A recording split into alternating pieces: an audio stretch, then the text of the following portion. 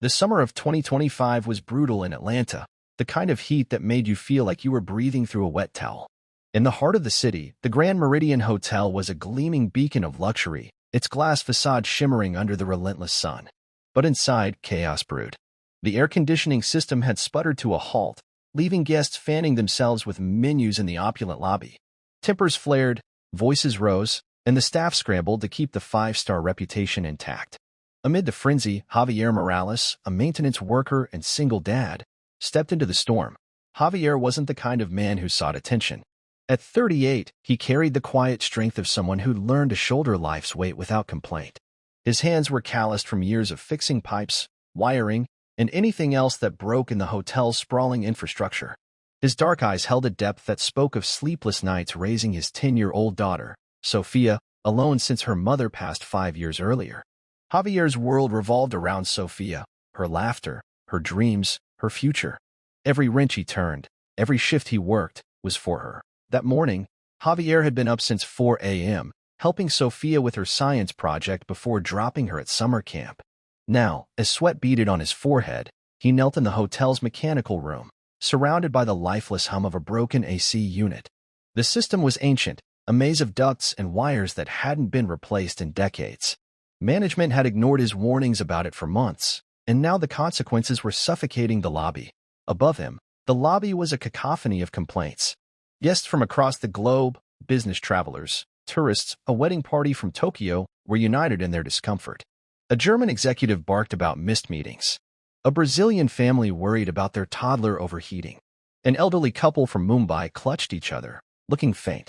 The front desk staff, overwhelmed, offered bottled water and apologies, but the tension was palpable. Javier could hear the chaos through the vents. He worked faster, his hands moving with the precision of a surgeon. He'd learned to fix things as a kid in Puerto Rico, tinkering with his abuelo's old truck. That knack had carried him through years of odd jobs, and now it was all that stood between the hotel and a PR disaster. As he tightened a bolt, his radio crackled. "Javier, we need you up here," his supervisor's voice hissed. "Guests are losing it." He wiped his brow, grabbed his toolbox, and headed to the lobby. What he saw stopped him cold, a sea of flushed faces, some angry, some desperate. The hotel's CEO, Margaret Hensley, stood in the corner, her sharp suit and icy demeanor out of place amid the chaos. She'd flown in from New York for a surprise inspection, and Javier had heard whispers she was ruthless, known for firing staff to cut costs. Her presence made his stomach tighten. He couldn't afford to lose this job, not with Sophia's school fees due next month. Before he could retreat, a guest, a French businessman, grabbed his arm, ranting in rapid French about the heat. Javier, who'd picked up the language from a coworker years ago, responded calmly, "Monsieur, je repair le système maintenant. Ça va bientôt fonctionner."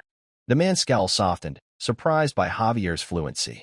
Then a Japanese bride, tears streaking her makeup, approached, pleading in Japanese. Javier switched seamlessly, his words gentle, "Daijibu desu, mata sukashi dake." Her relief was instant. One by one, guests noticed him. A Russian couple, a Korean student, a Spanish family, he spoke to each in their language, his voice a steady anchor in the storm.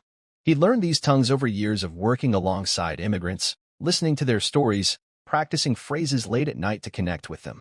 7 languages, each a bridge to someone's heart. He didn't just calm them. He saw them, really saw them, acknowledging their frustration, their fear, their humanity. Margaret Hensley watched, her arms crossed, her face unreadable. Javier felt her gaze like a weight on his shoulders, but he pushed it aside. He knelt beside the elderly Indian couple, speaking in halting Hindi he'd learned from a friend. "Thodi dermain thanda ho jayega," he promised, handing them water. The woman's frail hands squeezed his in gratitude. Then came the turning point. A young mother from Brazil, her toddler wailing, collapsed into a chair, sobbing. "Ele está com muito calor," she cried, clutching her son. Javier knelt beside her, his toolbox forgotten. In Portuguese, he said, "Eu sei, Eu tenho uma filha também. Vamos cuidar dele." He grabbed a fan from a supply closet, rigged it to a battery, and set it beside the boy, whose cries softened as the breeze hit his face. The mother's eyes met Javier's, and for a moment, the lobby's chaos faded. It was just 2 parents, sharing a silent understanding. Javier returned to the mechanical room, his heart pounding. He didn't know if he'd fixed enough hearts upstairs to save his job, but he knew the AC had to work. Hours later, after rerouting wires and replacing a fried compressor, the system roared to life. Cool air flooded the lobby, and a collective cheer erupted. Guests clapped, some calling out gracias, or arigato. Javier emerged, sweat-soaked and exhausted, to find the crowd looking at him like he'd parted the Red Sea. Margaret Hensley stepped forward. The lobby fell silent. Javier braced himself, expecting a cold dismissal or a lecture about the hotel's image. Instead, she extended her hand. "You're Javier, correct?" Her voice was steady, but her eyes held something new: respect. "I've never seen anything like that. You didn't just fix the AC. You held this place together." Javier blinked, unsure how to respond. "Just doing my job, ma'am." "No," she said, her voice softening. "You did more.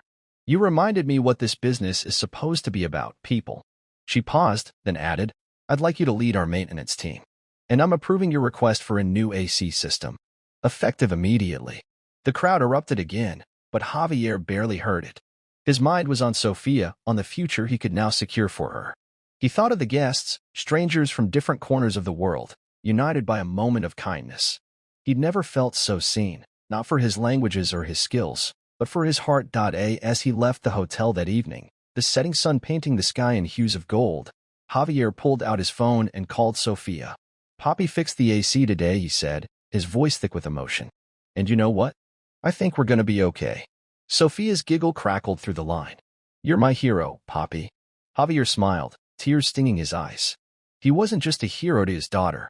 Today, he'd been a hero to strangers, proving that even in a world of heat and chaos, a single act of compassion could cool 1,000 hearts. And somewhere, in the quiet of his soul, he knew that was enough.